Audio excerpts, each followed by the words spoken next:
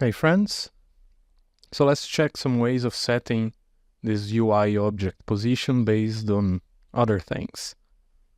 Let's first start with the mouse position.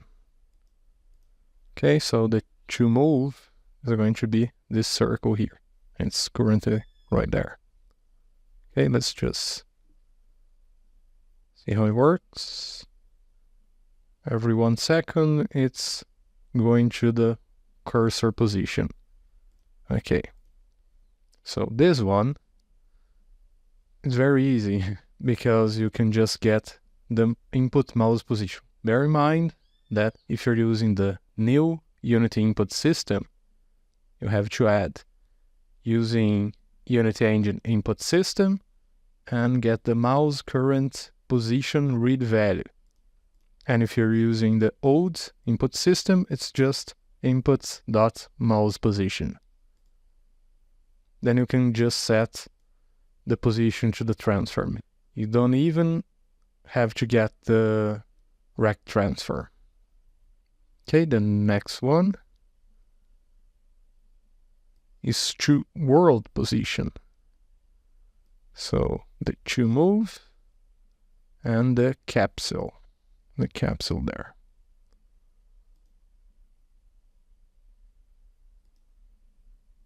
That's right there, the capsule.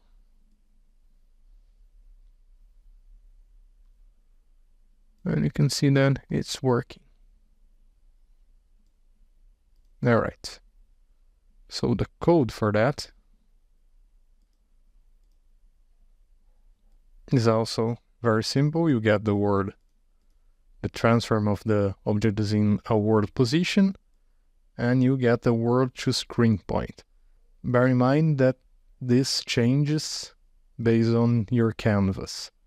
So it will be simple as this if you're using a overlay canvas. If you're using a screen space camera canvas, then things change a bit. You need to find the correct camera instead of camera.main.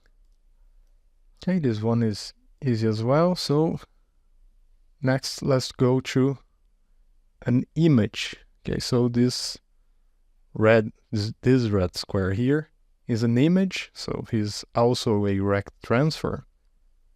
And to get this position to this, it's super simple. You can just copy the transform position. But what I want is not the middle, the center. I want something on the side or maybe a corner. And that's what we'll get here. So this one will move, and this one is the image object. Okay, I'm getting the left side. Okay, so how this one works. In Unity, you can get the rect transform get world corners. You need to pass an array of vector 3s, and they will be the index 0, 1, 2, and 3.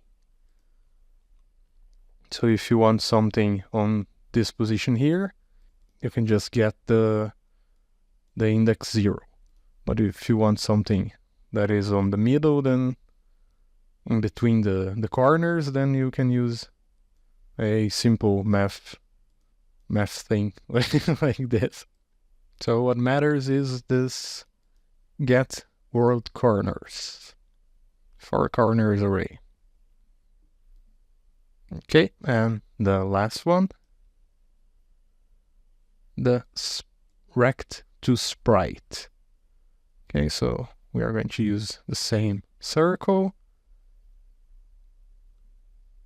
And I think this circle here is the square. Yes, the circle is the square. This square here. Opa. This one is in world position. It's not an image. It's a spriteRenderer. So without the get world corners, what do we do? Let's see it working first.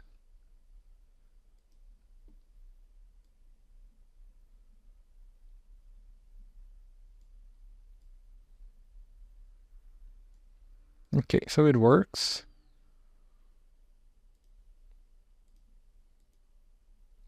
If you just want a corner, you can use this. So the same way we use the get word corners here, we can get the corners of the sprite renderer with the bounds. Okay, so I got the sprite renderer here instead of the transform.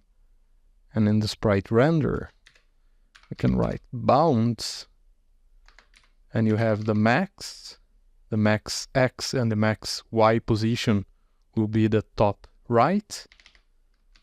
The minimum of the bounds will be the bottom left.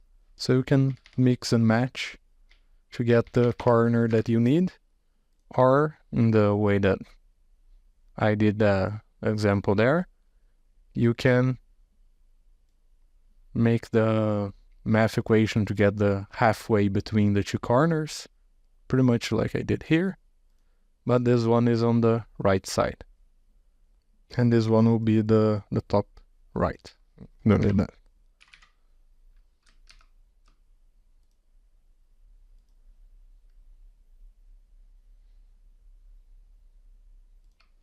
Okay, so that was it.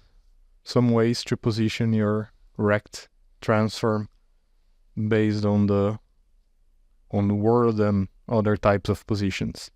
Thanks for watching. Don't forget to like and subscribe.